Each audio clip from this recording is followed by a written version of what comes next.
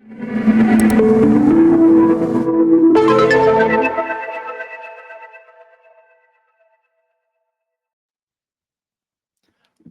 back to TezTalks Radio.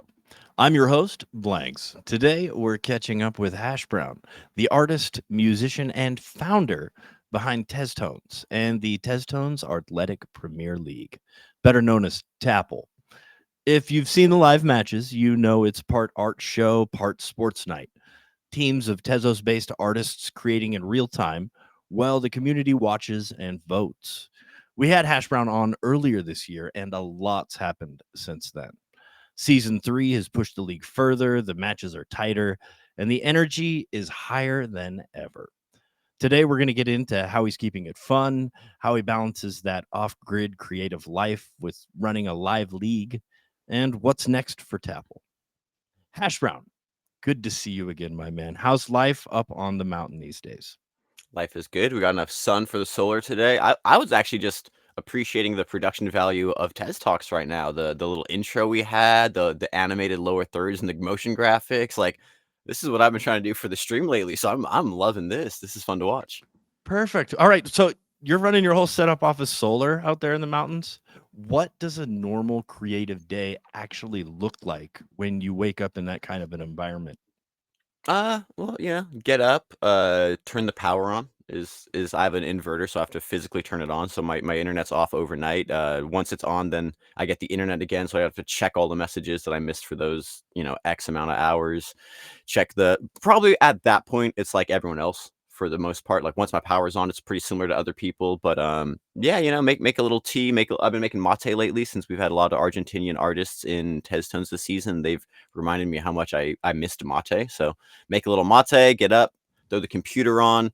Maybe not instantly throw the computer on. Maybe like use some TV/tablet because it's a little less power intensive because we're getting into winter, so a little less power. But wake up, do some creative stuff, walk my dog, um, jump on a call with someone like you, maybe potentially, and here's Oh, our day. beautiful.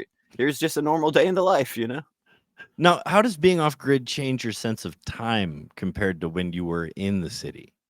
Oh, mostly when I'm productive. Like, because I was very much stay up to like 2 or 3 a.m. because one, and also interestingly, in the city, I feel like because there's so many more so much more energy, so many more people. Like, I think I did that 2, 3 a.m. because the city like gets quiet by then, you can focus more. But on the mountain, like I have neighbors, but they're like pretty far away, so I can almost always focus. I don't have a bunch of roommates and like other energy going around. But also just because my solar power, like, right now when the sun is out, I have more power, and it could only store so much at night, so I try not to deplete too much in the night, because sometimes also it'll be like, "Oh, tomorrow's very sunny," and then the next day isn't sunny at all, and you're like, "Oh, I thought I was gonna have a bunch of power. I thought I was getting 600 watts of power every hour." You're getting like 50. You're like, "Oh, I can do less today because I don't have as much gas, and I have to save it for," there's just it's just like it's like anything in life. It's like video games. I say it's all just resource management. So it's just changing the resource you manage. Right now, it's instead of maybe time with other people or distractions, it's time with actual physical energy. Like how much computer hours do I have today that I can use? How much of that do I get to use for like fun stuff like video games? Or if it's a busy day, some days like I'll get out of a TezTones match. I don't have a lot of gas, and it's like I can't play a video game on my computer because it's just that's the amount of power, and that's fine. But that's just the resource management. That sounds actually sounds kind of fun. You don't have all your Y eggs in one basket. it's interesting, yeah. Now, you mentioned before that Teztones kind of evolved through trial and feel, almost like you vibe coded it into being. When you sit down to make something, music, Mhm. visuals, or a new tool for the league, how do you know the vibe's right before the code or mix is even done? Honestly, you don't. You just you A lot of everything is just, like, gut instinct. Even making the app itself, "Oh, oh, we are in the call, no longer need a reminder." I just kept sleeping it instead of actually saying stop, so, um, That's like, the way. for example, the app, like, I started making that at the end of last season just 'cause I was like, "Let's see if I can vibe code something," and I thought it was a big waste of time and kinda like a side quest, and then once I made it, people were like, "Oh, wow, it's great you guys finally have a product." And to me, I'm like, No, like, the season is like the matches are the product. We've had a product," but then realizing, wait, that's a way to bring people in and connect to them.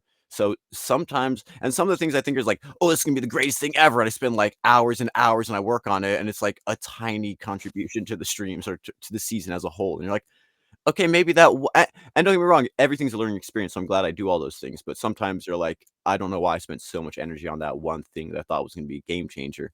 And then this other thing that I thought was a waste of time, everyone's like, "Oh, that's the best thing you've done so far." So, I guess you don't know, I just go with my gut, and, one of our mottos that I always feel like I shouldn't say publicly because it sounds terrible, it's "fail quicker."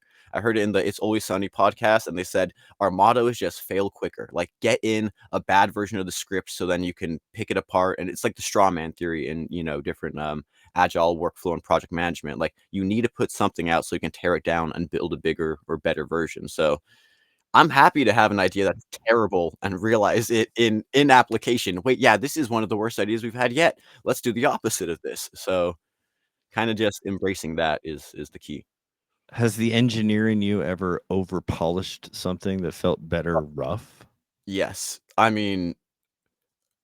mean, like, so many things. Well, and for me, the main problem is, like, I have this perfectionism and, like, image vision in my head where it's like, "This is how it needs to go," and even just spending so much energy, like, polishing a thing, like in the app or in different things that, I spent weeks on a project management thing that we're not using as much right now because it was just a whole time sink, but in my mind, I'm like, "I need to get this perfect," and all like, it's gonna have all this interaction, you're gonna experience points and, like, level up and achievements, and it's just like, I need to just let some things go and say, "Okay, maybe next season we'll, like, lock this in and make that more of a thing," but, like, right now, let's focus on the actual season at hand, and just being flexible also with like season 1, for example, I made a border for every piece because I thought it was, like, more like Magic cards or collectible cards where every piece had a border, it said the round it was in, it had something cohesive, they were all in the same square shape of the border, so it was and then last season, we moved away and we had no border, and for me to step away from, like,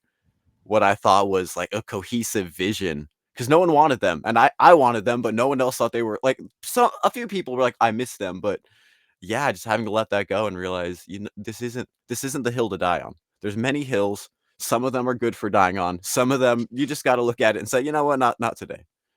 So I love that. I love that. Now you've lived both worlds, the noise of San Francisco studio mhm. and the quiet of mountain life. How has that silence changed the way you create? Mm.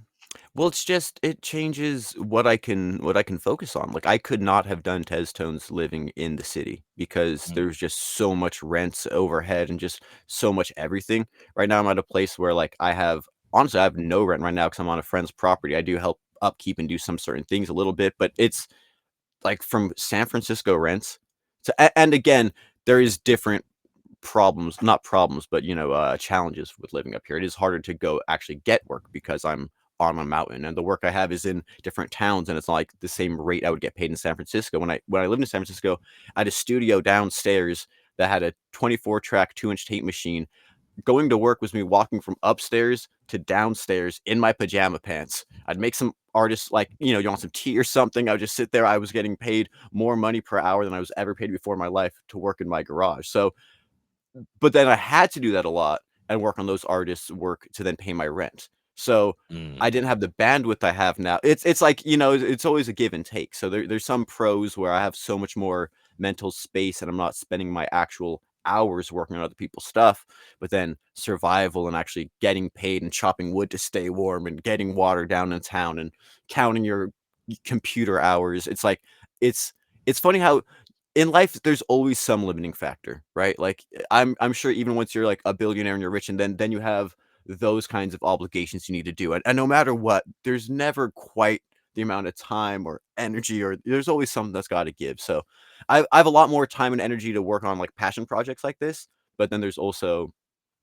like I said, the challenges that arise from that also, so, um Music, art, and building test tones all seem to hit the same creative nerve for you.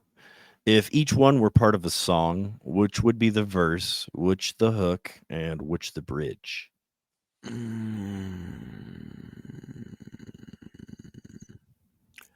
Imma say the verse.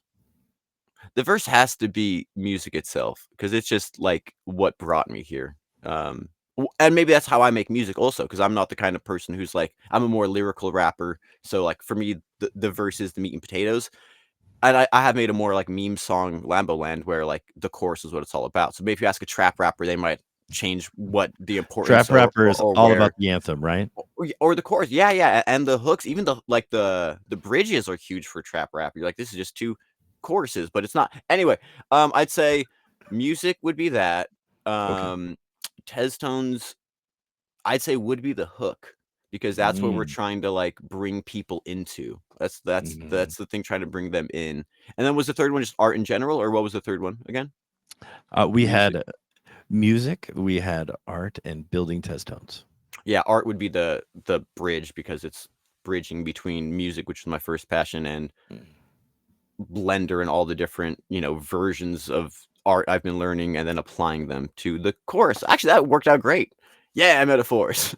There you go. Well, so that's life and rhythm up on the mountain. Let's shift gears into how Mhm. that same creative energy plays out when a TAPL match goes live. When that theme wheel lands, walk us through those first Yeah. few minutes from reveal to when the teams lock in. Yeah. Yeah, it's always the beginning of the matches is, like, so stressful always also because it's trying to, like, get in.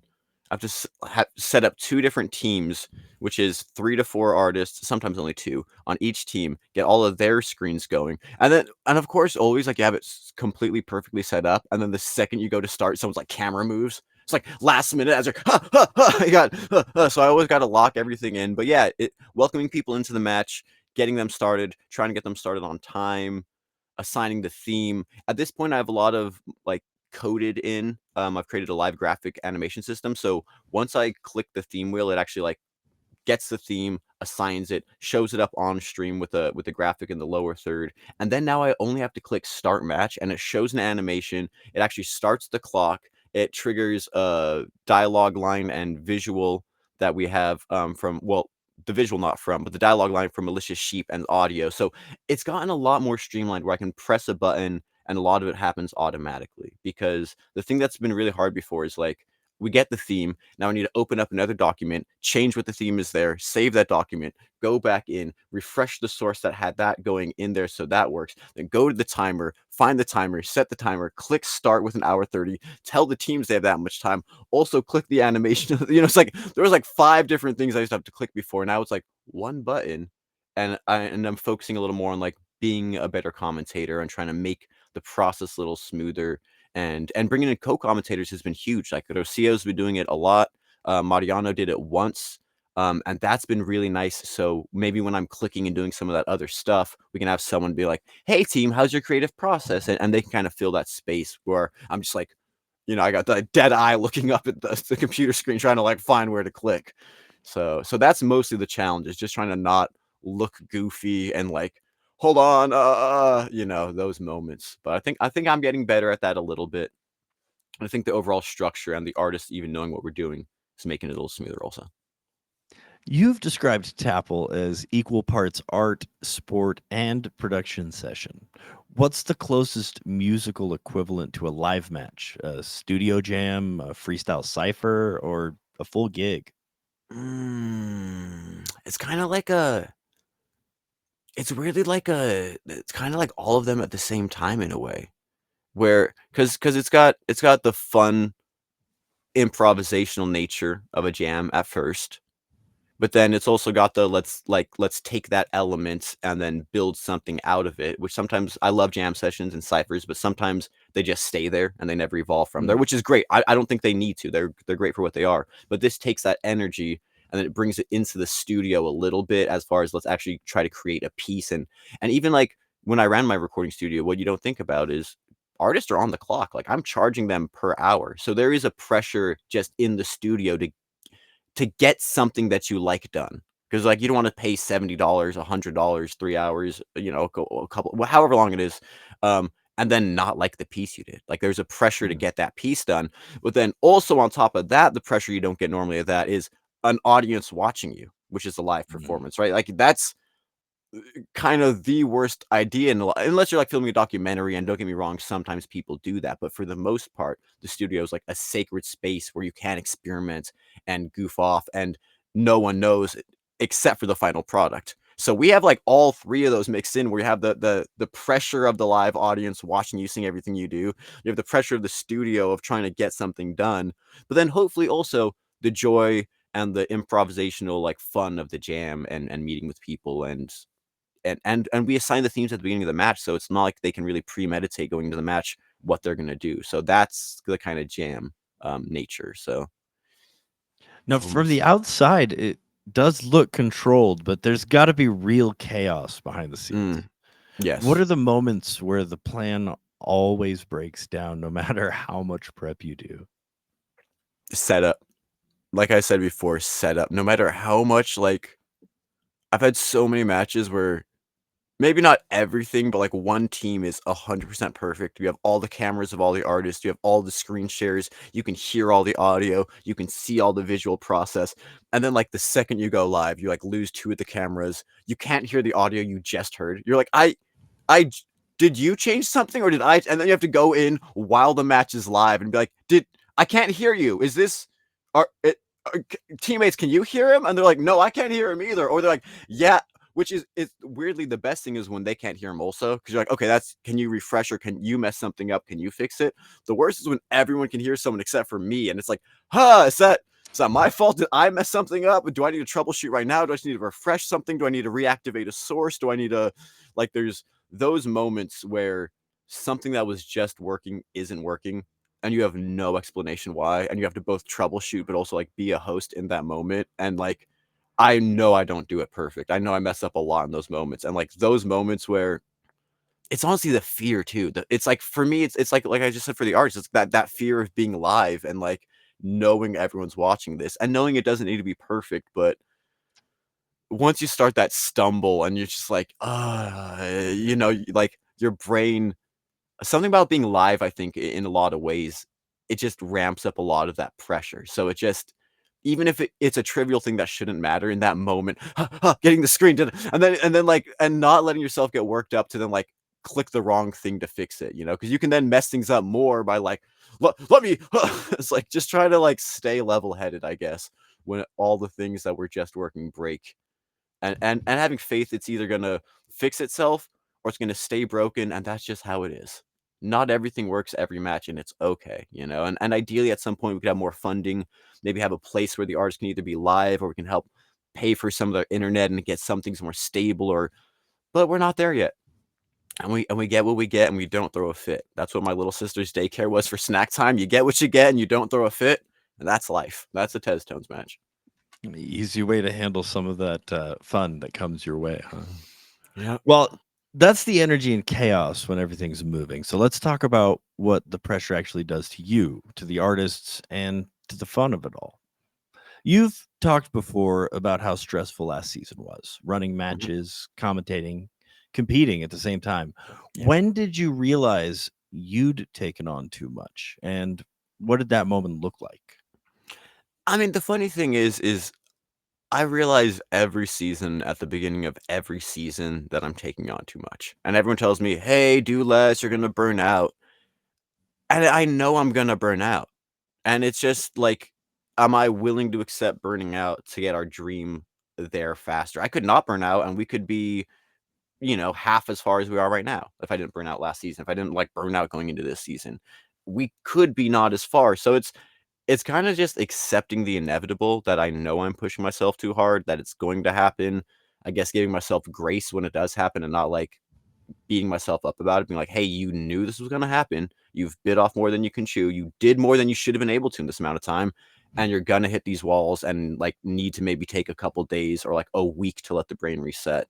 Because it's not really a matter of if, it's just like, yeah, when will it happen and what life skills can I maybe start learning to help me deal with that? Maybe delegation, maybe, self-care, but, yeah, it's kinda just a reality of it at this point, I think, and it's okay. It's maybe not my favorite, and I should probably listen to some people's advice a little more, and honestly, the only time it's really bad and this is when I try to notice it, is like when I notice myself getting like really grumpy and like actually a little bit of grump I think is okay. As a league commissioner, you need to be a little bit of grumpy, but like when I start feeling myself saying things that I regret saying, like more like that I feel like I need to apologize. Hey, I shouldn't have said that. I'm sorry. I was just I once it affects me and my interpersonal relationships, that's like, okay, I need to take a step back.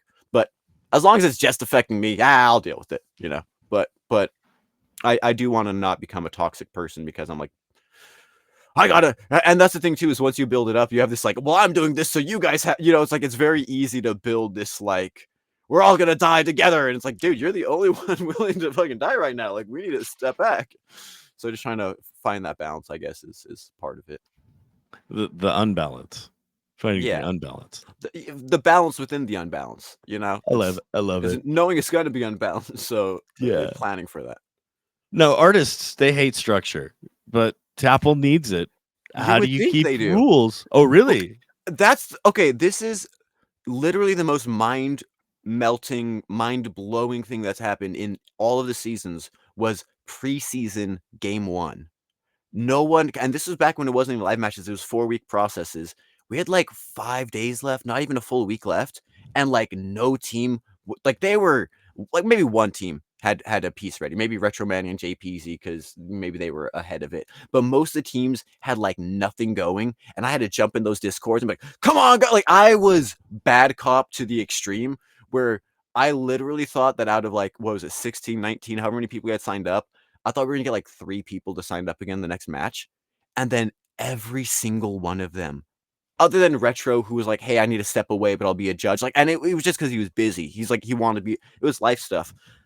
Every single person signed up again, and I thought they were. I literally thought I was gonna burn bridges with them as friends. I was like, these people aren't even gonna like me anymore.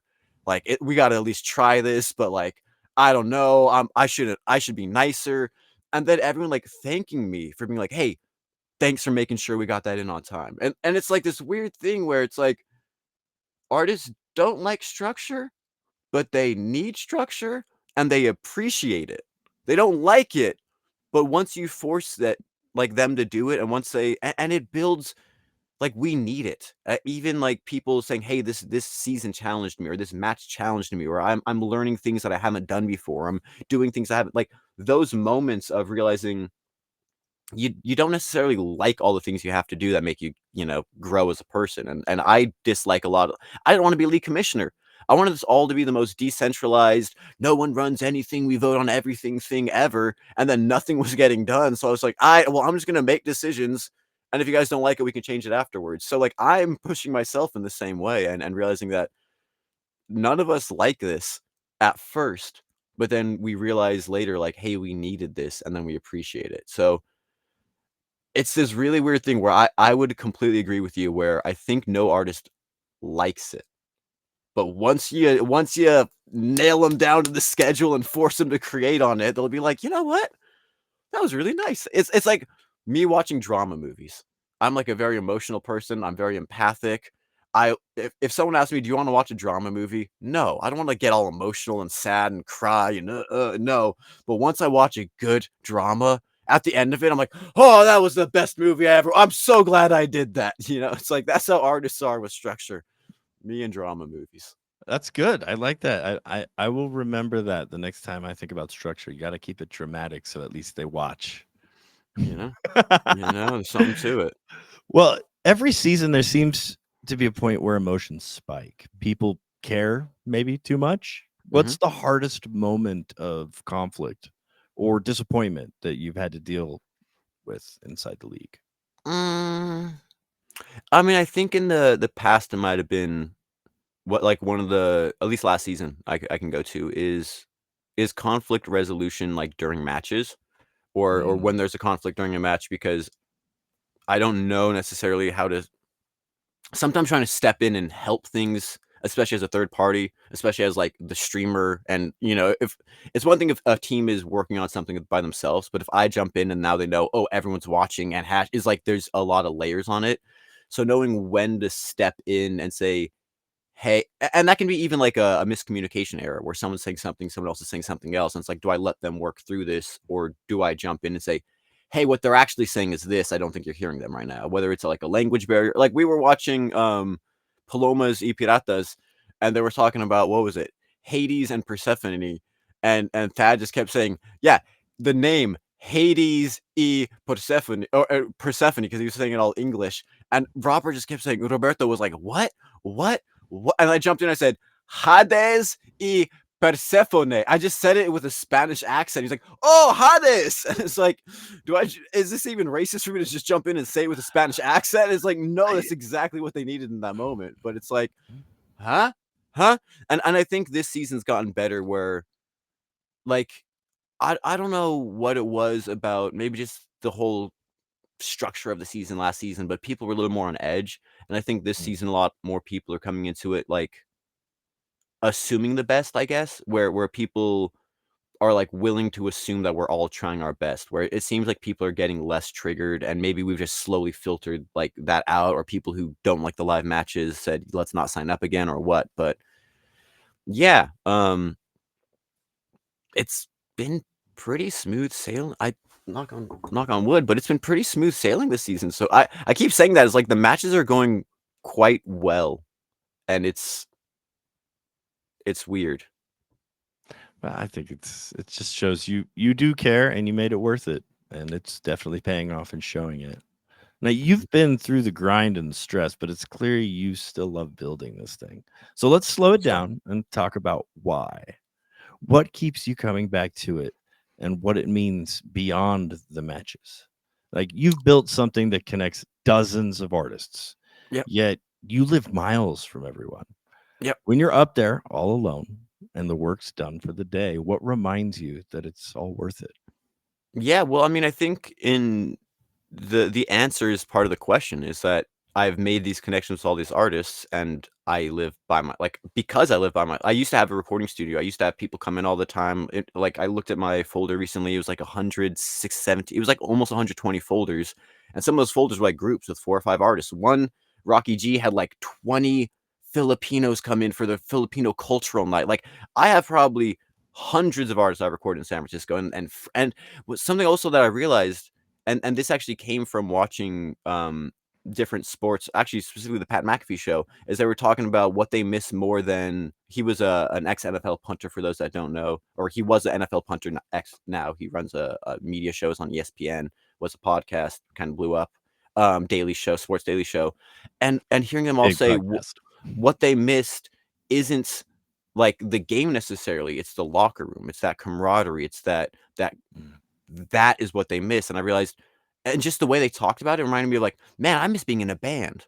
Man, I miss the studio. Man, I miss those. It sounds weird, but those forced cultural exchanges, those forced times when you have to work with someone where you become their friend because you work with them. You're coworkers, but you become friends and you build those bonds. And on the mountain, I didn't have people coming through for studio sessions anymore. I didn't have that form of connection where I got to watch people make art and enjoy that process and build and all of that. So watching those shows, it was like, man, I wish I had a team. I miss being in a band. And like I was in bands in high school. I had my recording studio, and I've had various forms of musical collaboration. And when a band ends, it's like so hard to start a new band, especially at like, in your mid 30s now. When I live off grid, how am I going to do that?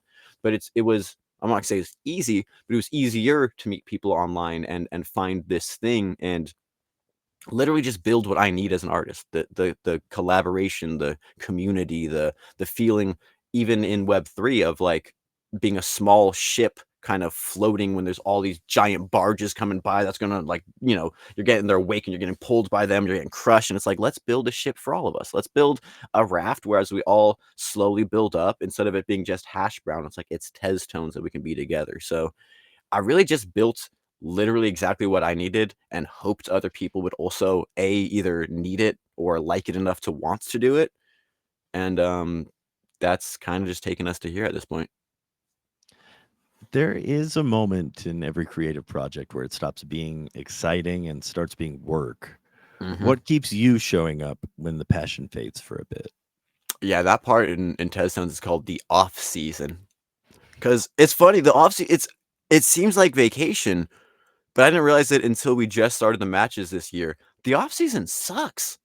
because that's when I have to like make all the rules. I like develop all the app. It's like all the pressure to get everything done before the season starts. And once the season started, I was like, wait, I think it was literally the first match. I was like, wait, I like this. Wait, I forgot how much I like this guy. This is why I did all the months of stuff I hate. It's like these are fun. I get to see my friends. I get to watch people make art.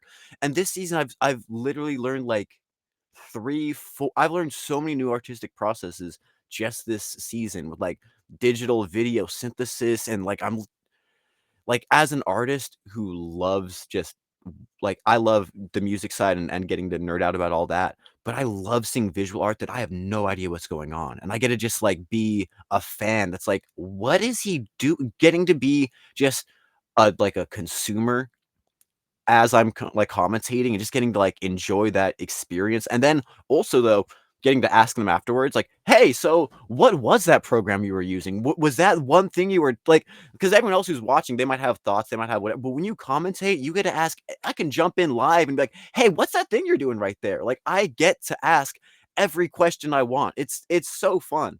So yeah, the off season, and even, like I said, there's burnout phases in the season. I've hit a couple light ones this season. Haven't hit any like crazy hard ones. Just times where I've had to take a few days off to let the brain reset.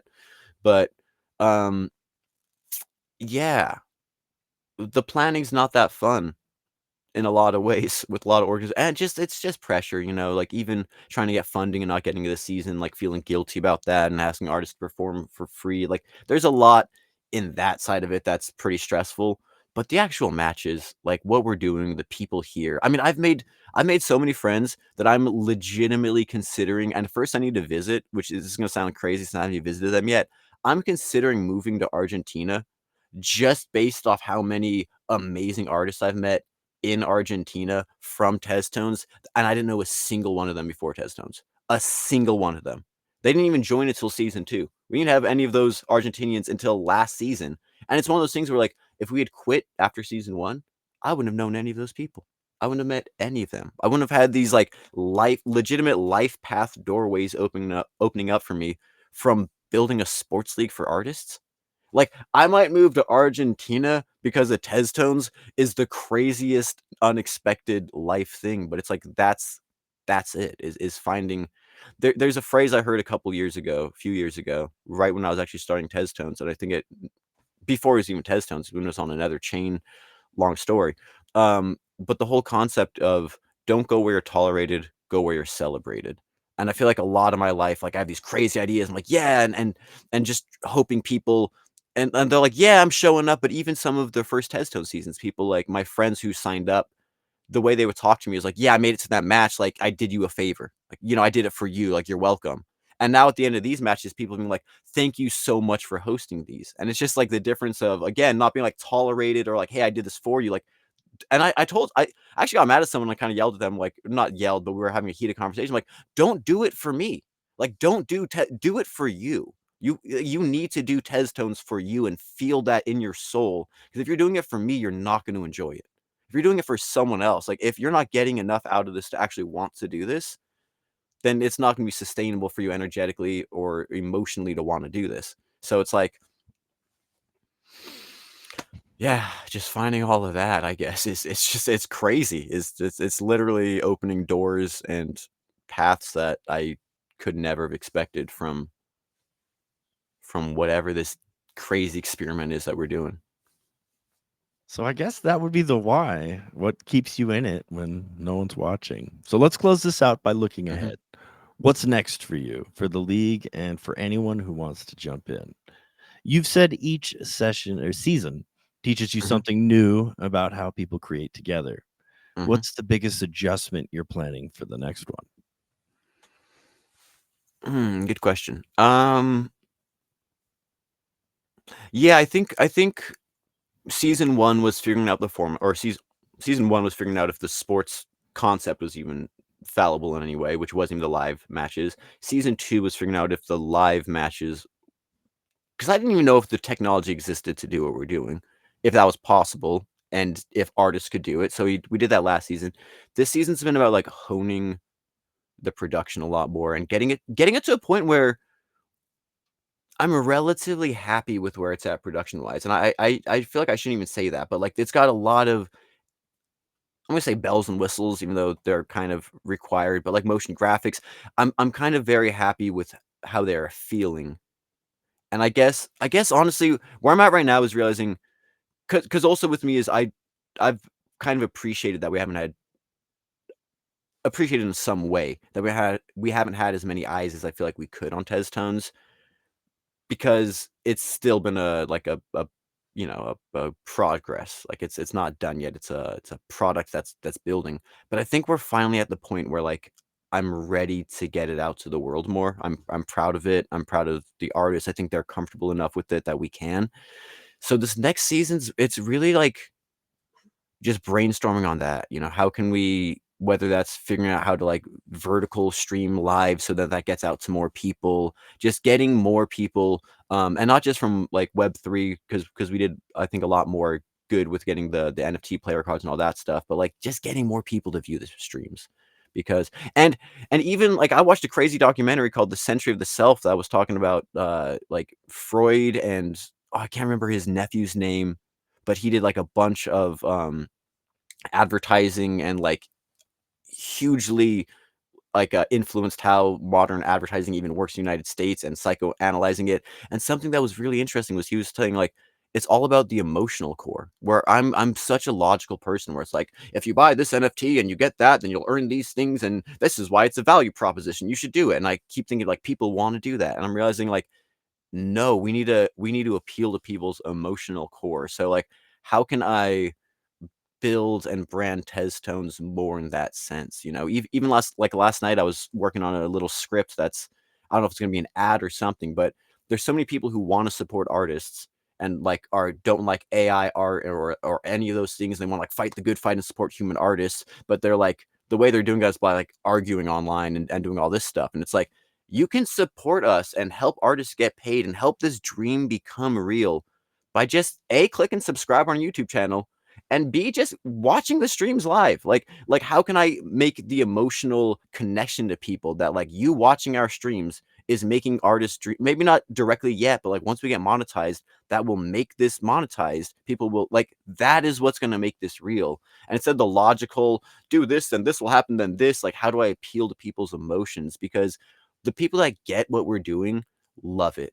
And, like, we have some insane fans that are, like, rabid and come to, like, every match and show up super and buy and collect all the things because they get the vision and they get the long-term goal we're doing, and it's like, how do we translate that to more people?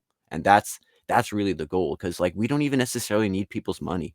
We just, like, a subscription, whether you even watch it live or just put it on, like, a phone, quiet in the background while we stream, we all the numbers help us, so working on that, working on, and me myself, like, applying for funding in more places, because this season, I had a whole sponsorship program, but, like, I didn't apply for some of, like, the main easier to apply for things. So now that the production is where I think it's at a place where it justifies maybe us getting funded by the product being what I think is relatively, like, I don't wanna say commercial, but, like, yeah, I'll watch some streamers that have thousands of people watching them and be like, "This is not as good as our," like, just not as good production value-wise as some of our streams. I'll watch, like, I just don't even get it. I don't even get it. I'll watch some streams and I'll be like, "We have everything here." So just trying to get that out to more people, because I think the artists deserve it, and I think we deserve to, and if not, if people watch and they don't like it, give us the critiques. Let us know what we can improve, because there is a lot we can improve that I know we can improve on, but there's other things that I don't know we can improve on. And getting it out to more eyes will also help, I think, that iteration process, where if people don't know what this is and they watch it, they'll be like, "What's going on?" Instead of the people who we have watching right now been here for 3 seasons. Not everyone. We do have, and that's the best thing is this season having new people show up mid match in chat and be like, "Hey, what's going on?" And, like, thank you for giving me the opportunity to describe the TezTones Artletics Premier League. Um, but yeah, that's the goal, is really making it a little more sustainable and getting those metrics up so that we can justify, some more funding and make this more of a self, sustaining venture as far as, like, financially. Now, for someone watching TAPL for the first time, What's the best way to actually join in, whether as an artist, collaborator, or even just as a fan?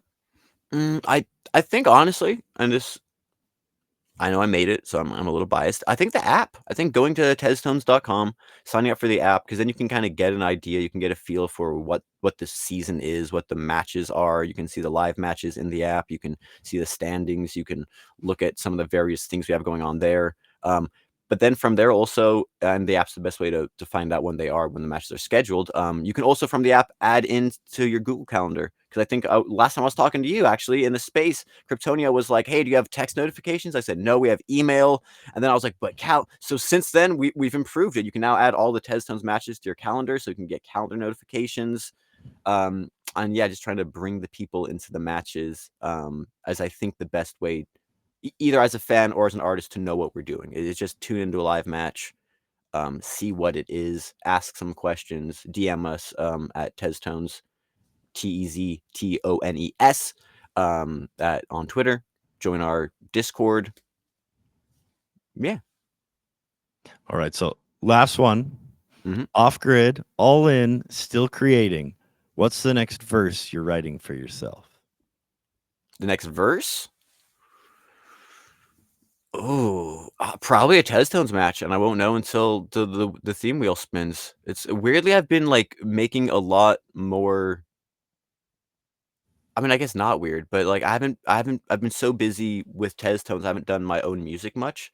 So it's been actually really nice to, like, have TezTones to force me to, like, I'm an artist still, you know? Like, last match, I made a verse that I really like, and I don't even know how in the middle of a match I did that, because it's so stressful when you, like, know that no one on the stream is seeing anything else other. It's like one thing if you're on stream, you're like, maybe they're watching something else, but you're like, they can't hear anyone else because the whole stream is watching me as the commentator, not watch anyone else to write my own lyrics right now. Um, but yeah, probably whatever the heck we get on the theme wheel, and that'll be it. Hashbrown. Man, well, that's a solid place to wrap it. Hash Brown, I appreciate you coming through and taking the time to really break this down. From the chaos of live matches to the quiet work that happens up on the Mhm. mountain. For everyone listening, you can catch the TAPL matches and all things TezTone on their socials and the site TezTones.com. Don't forget to subscribe over on YouTube. Now, Mhm. whether you're an artist, musician, or just curious, jump into a match or a stream. It's the best way to see what this community's built. And if you like this episode, check out past Tez Talks on YouTube as well. I'm Blangs. Thanks for hanging out, and we'll see you next time. Yep. Thanks for having me.